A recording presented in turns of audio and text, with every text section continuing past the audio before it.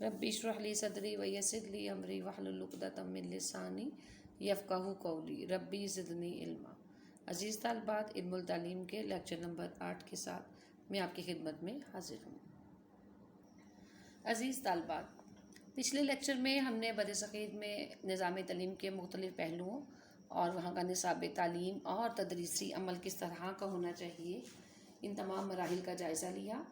और आज हम जो पढ़ेंगे वो है मॉनिटोरियल सिस्टम। आइए देखते हैं कि ये सिस्टम क्या होता है। हिंदुस्तान में मुसलमानों के निज़ाम तालीम में मॉनिटोरियल सिस्टम भी राइज था। इस सिस्टम के तहत आला दर्जे के तालिब इल्म अपने ज़माना तालिब इल्मी में ही अपनी पढ़ी हुई किताबें छोटी जमात के तलबा को पढ़ाते थे और नज़्म नस्क़ की ज़िम्मेदारी भी इन पर आयद होती। ये तरीका बहुत कामयाब और मुफीद हुआ। इस तरीक़ा से मौलवियों को अपने फ़राइज़ की अदायगी में आसानी होती थी और जो वो तलबा जो पढ़ने के साथ साथ पढ़ाने का फ़र्ज़ भी अदा करते थे, उनमें इंतज़ामी सलाहियतें परवान चढ़ी और काबिलियत में भी इजाफ़ा होता था। अज़ीज़ तालिबात, मॉनिटोरियल सिस्टम में बाज़ औक़ात उस्ताद की तदरीस के साथ ही एक तालिब इल्म बाआवाज़ बुलंद सबक को दोहराता था। मौलाना शिबली इस बारे में लिखते हैं, इस ज़माने में नामवर उलमा के यहाँ दस्तूर था कि जब वो दर्स दे चुकते तो शागिर्दों में से जो सबसे ज़्यादा लायक होता वो बाकी तालिब इल्मों को दोबारा दर्स देता और उस्ताद के पढ़ाए हुए मज़ामीन को अच्छी तरह से ज़हन नशीन कराता था। ये मनसब जिस तालिब इल्म को हासिल होता उसे मुईद कहते थे। आगे हम देखते हैं, अगला टॉपिक जो है वो है हमारा जायज़ा। जायज़ा किसे कहते हैं? अज़ीज़ तालिबात, इस टर्म से तो आप लोग बखूबी वाकिफ़ होंगे। जायज़ा जैसे कि आप माशाल्लाह हाफ़िज़ हैं, आप कुरान पाक का जायज़ा देती हैं, आपको बखूबी पता है कि जायज़ा जो है वो क्या होता है। आइए हम देखते हैं कि बरसग़ीर पाक व हिंद में जायज़े के लिए कौन सा निज़ाम राइज था। बरसग़ीर पाक व हिंद में मुसलमानों के दौर में जायज़े का निज़ाम इस कदर तरक्की याफ्ता न था जो आज के दौर में पाया जाता है, लेकिन उस्ताज़ा तालीमी मकासद के पेश नज़र अपने शागिर्दों की तालीमी कारकर्दगी का जायज़ा लेकर उन्हें अगले दर्जे में तरक्की देते थे। एक दर्जा पास करने के लिए कोई ख़ास मुद्दत मखसूस न थी। इब्तदाई तालीम में आमोख्ता का तरीका राइज था, यानी सबक को पुख्ता करना, उसकी आमोज़िश करना और उसको याद करना। छोटे बच्चों को जो सबक दिया जाता, मौलिम उसे सुनकर अगला सबक पढ़ने की इजाज़त देता था। उस वक्त में अज़ीज़ तालिबात, मौलिम हफ्ता में एक दिन आमुख्ता सुनने के लिए मुकर्रर करता, यानी इब्तदाई तालीम में जिस चीज़ का जायज़ा लिया जाता वो हाफ़ज़ा था, यानी ये जज करने के लिए या जांचने के लिए कि पढ़ाया गया सबक तलबा ने या तालिब इल्म ने किस हद तक याद कर लिया है, उसका जायज़ा लेने के लिए जो हफ्ते में एक दिन जो है वो आमुख्ता के लिए जायज़ा रखा जाता। आला तालीम में दौरान तदरीस सवालात और जवाबात, बहस व मुबाहिसा और मुज़ाकरे मुनाज़रे जायज़े के मकासद को पूरा करते थे। अज़ीज़ तालिबा, उस ज़माने में इंतखाबात का वो डरावना और तबाहकुन तसव्वुर मौजूद नहीं था जो आजकल के तरीके इम्तहानात से वाबस्ता है। उस्ताद आजमाइशी सवालात पूछता था जिसके ज़रिए तलबा की काबिलियत का अंदाज़ा होता रहता। उस्ताद और शागिर्द के दरमियान गहरा रिश्ता रहता था जो जायज़ा में बहुत मुफीद साबित होता।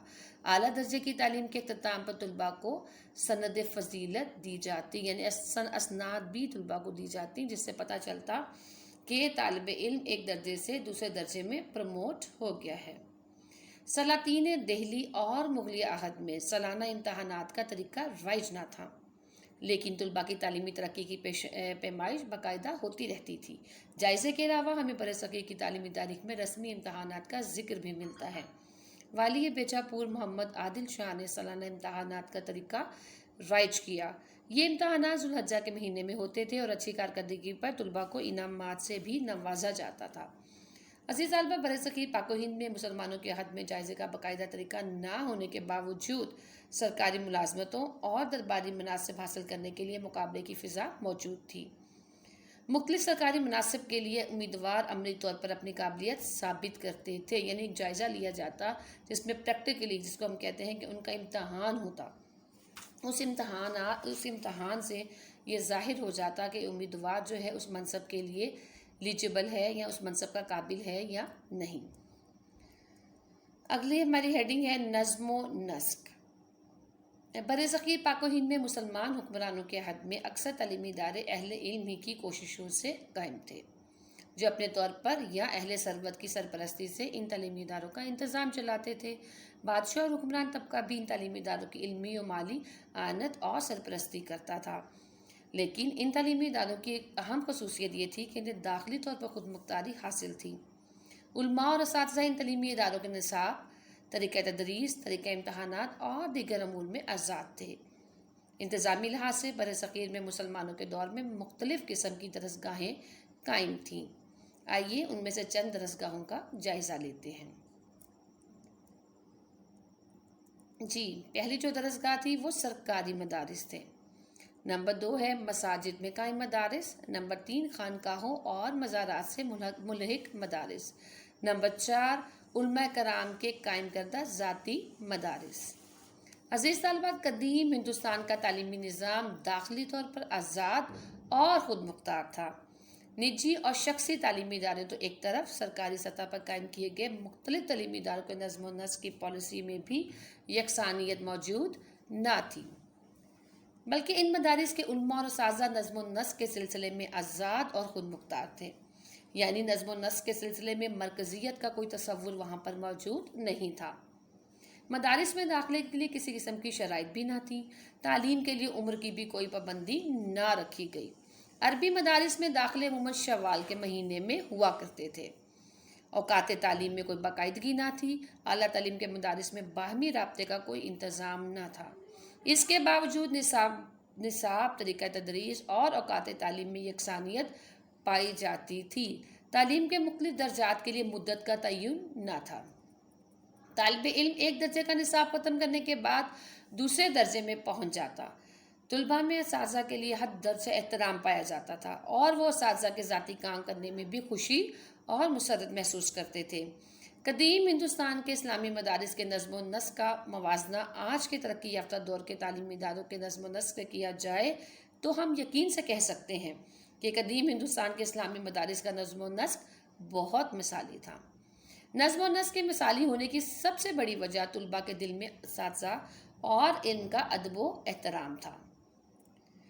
انگریز کی آمد سے قبل برصغیر میں مسلمانوں کے دور کی علمی سرگرمیوں کے مطالعے سے چند اہم خصوصیات ہمارے سامنے آ جاتی ہیں۔ ہر مسجد ابتدائی تعلیم کے مرکز کے طور پر شروع میں کام آتی تھی۔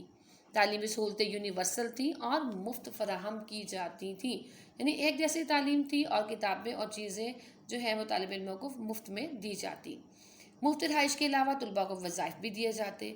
مقصد تعلیم رضا الہی اور نیابت الہی کا حصول ہوا کرتا تھا۔ انگریز کی حکومت قائم ہونے کے بعد تعلیم کا مقصد سرکاری ملازمت کے لیے تیاری اور روزگار کا حصول قرار پایا۔ مسجدیں تعلیم کا مرکز نہ رہیں۔ محدود تعداد میں اسکول کھولے گئے، جس کے نتیجے میں تعلیم بھی محدود ہو کر رہ گئی اور یونیورسل نہ رہی۔ مسلمانوں کے دور میں نظام تعلیم عوامی اور آزاد تھا۔ حکمران اپنا یہ فرض سمجھتے تھے کہ تعلیم کی ترقی پر بے پناہ رقم خرچ کریں، مگر ان کے انتظامی معاملات اور نصاب میں قطعاً مداخلت نہیں کرتے تھے۔ لیکن انگریزوں نے برسر اقتدار آتے ہی بلا تفریق مذہب سیکولر بنیادوں پر مسلمانوں اور ہندوؤں کے لیے یکساں نظام تعلیم رائج کیا، تاکہ ایک مخصوص ذہنیت پیدا کی جا سکے جس سے مغربی افکار کی اشاعت ممکن ہو جائے، کیونکہ انگریزوں کا مقصد تو یہی تھا کہ مسلمانوں کو غلام بنایا جائے اور ان کی سوچ کو مسلم سوچ نہ رہنے دیا جائے، بلکہ اس کو تبدیل کر کے مغربی افکار میں جو ہے اس کو کنورٹ کر دیا جائے۔ انگریزی دور میں اردو اور فارسی کی جگہ انگریزی کو ذریعہ تعلیم بھی بنایا گیا اور مخلوط تعلیم کو رواج دیا گیا۔ مجموعی طور پر تعلیمی ماحول ایسا بنا دیا گیا کہ مسلمان جو 50% سے زیادہ تعلیم یافتہ تھے، ان میں خواندگی کی شرح کم ہوتے ہوتے پاکستان کے قیام تک 20% کی سطح سے بھی نیچے آ چکی تھی۔ تعلیم کی کمی کی وجہ سے پاکستان بے شمار قدرتی ذرائع وسائل کے باوجود معاشی اور معاشرتی طور پر دنیا میں بہت پست مقام تک پہنچ چکا ہے۔ معاشی اور معاشرتی بہتری اور ملکی ذرائع اور وسائل سے فائدہ اٹھانے کے لیے آزادانہ اور یونیورسل ایجوکیشن جو ہے وہ طلباء کے لیے بے حد ضروری ہے۔ جی طلبات، یہاں پہ ہمارے جو ہے پہلا چیپٹر جو ہے وہ کمپلیٹ ہو جاتا ہے۔ اب ہم دیکھتے ہیں اس کے اہم نکات، یعنی ہم نے پورے چیپٹر کو پڑھ لیا، اسٹڈی کر لیا۔ اب ہم یہ دیکھتے ہیں کہ وہ کون سے اہم پوائنٹس ہیں یا نکات ہیں جو ہم نے اس چیپٹر میں دیکھے یا سیکھ لیے۔ ہم نے اس چیپٹر میں سب سے پہلے یہ دیکھا کہ مسلمانوں کے نظام تعلیم میں مکتب و مدرسہ کا کردار بہت ہی اہم رہا۔ دوسرے نمبر پہ ہم نے جو چیز دیکھی وہ یہ کہ تعلیم کے مختلف مدارج کے لیے مختلف تدریسی طریقے جو تھے وہ رائج تھے، جن میں تقریری طریقہ، درسی کتاب کا طریقہ، لیکچر میتھڈ، بحث و مباحثہ کا طریقہ، ڈسکشن میتھڈ، گہرا مطالعہ کا طریقہ وغیرہ شامل تھے۔ تیسرا نقطہ جو ہم نے یہ دیکھا کہ بر صغیر میں مسلمانوں کے مدارس کا انتظام مختلف اداروں کے پاس تھا، جیسے سرکاری مدارس اور خانقاہوں سے ملحق مدارس وغیرہ۔ پھر ہم نے دیکھا کہ مسلم مفکرین نے اپنے اپنے ادوار میں کیا کیا تعلیمی خدمات پیش کیں۔ ان میں جو ہے سب سے پہلے امام غزالی رحمہ اللہ، ابن خلدون، ابن سینا اور علامہ زرنوجی شامل ہیں۔ امام غزالی کے نزدیک حقیقت تک رسائی تعلیم کے بغیر ممکن نہیں، وحی کے ذریعے حاصل کیا ہوا علم ہی سچا اور حقیقی علم ہوتا ہے۔ ابن خلدون کے مطابق حصول تعلیم بھی فطرت انسانی کا ایک تقاضا ہے۔ انسانی فطرت میں سیکھنے کی صلاحیت ہی تعلیم کی اہم بنیاد ہے۔ ابن سینا عقل اور منطقی استدلال کو علم کے حصول کا اہم ترین ذریعہ قرار دیتے تھے، اور وہ کہتے تھے عقل ہی حواس خمسہ کے ذریعے حاصل کردہ معلومات کو منظم کر کے جو ہے وہ پیش کر سکتی ہے۔ علامہ زرنوجی نے رضا الہی کے حصول اور آخرت میں کامیابی کو تعلیم کے حصول کا سب سے بڑا ذریعہ قرار دیا۔ وہ نصاب میں قرآن، حدیث، فقہ، اصول اور طب جیسے مضامین کو شامل کرنا بہترین خیال کرتے تھے۔ اس کے بعد عزیز طالبات، ہم نے دیکھا کہ بر صغیر میں نظام تعلیم کے نمایاں پہلو کیا کیا تھے، اس دور میں تعلیم کے مقاصد کیا تھے، نصاب تعلیم کیسا ہونا چاہیے تھا، اور مختلف تدریسی طریقے کون کون سے تھے۔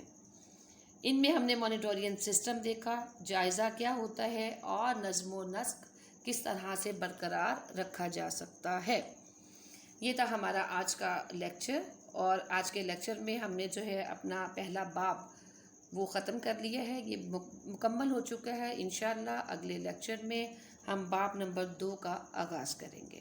ملتے ہیں اگلے لیکچر میں۔ السلام علیکم ورحمۃ اللہ وبرکاتہ۔